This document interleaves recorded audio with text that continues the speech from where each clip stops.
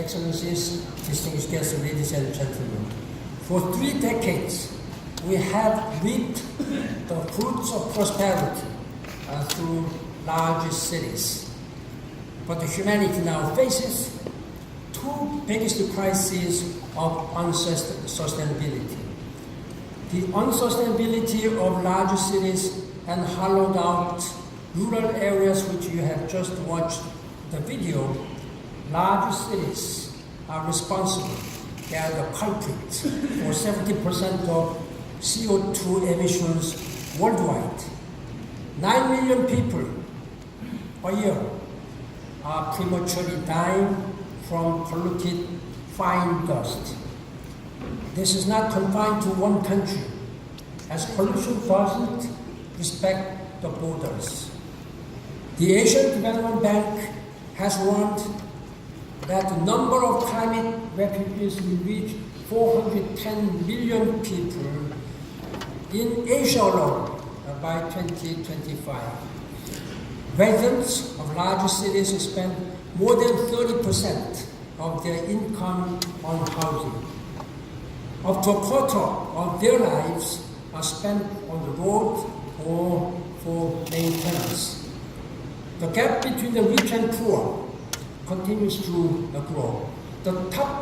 It's amazing to know that the top 1% of New York earn on average more than 40 times the income of the bottom 99% of families. Inequality and loneliness have led to growing number of people with depression. By 2020, depression will be the most prevalent illness in the world. Rural areas are in an even worse state. The decline of rural areas in Asian countries such as South Korea, China, and Japan is accelerating.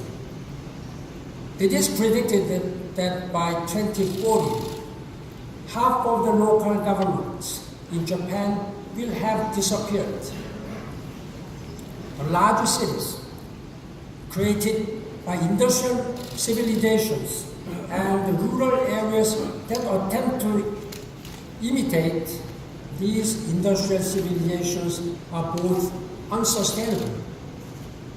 To adopt a metaphor from the game of Go and chess, I'd like to propose the creation of 3 pilot city models. This means moving beyond the current conception of smart cities. We need to bring together knowledge, technology, and brain power from all around the world. The first 3 pilot cities should be created in Asia. This is what I have been repeatedly saying since last year, where the contradictions caused by industrial civilizations are most prominent. This involves building cities that are not only technologically driven, but also people-centric. This is my 3-3-3 plan. The plan is aimed at overcoming the unsustainability of the last 3 decades by 3 pilot cities for 3 billion people. This is a 3-3-3.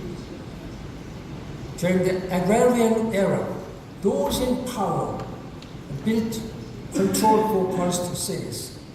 During the industrial era, capitalists built consumption-centric cities.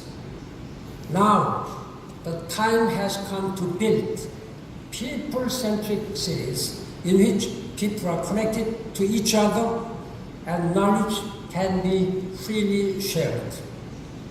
Current smart cities remain rooted in a technology-driven mindset. Technology should not come before people. Above all, knowledge and labor, the driving forces behind the human development, must be shared. We need the libraries of utopia that allow anyone to easily access the knowledge they seek. We also need to build shared spaces for all where virtual and real life coexist. We can call it diabel, digital analog balanced centers. Utopian libraries and diabel centers will help to make cities happier and more creative. Neighborhoods need to serve as schools. Homes need to serve as hospitals. The concept of labor needs to change. We need a society without retirement.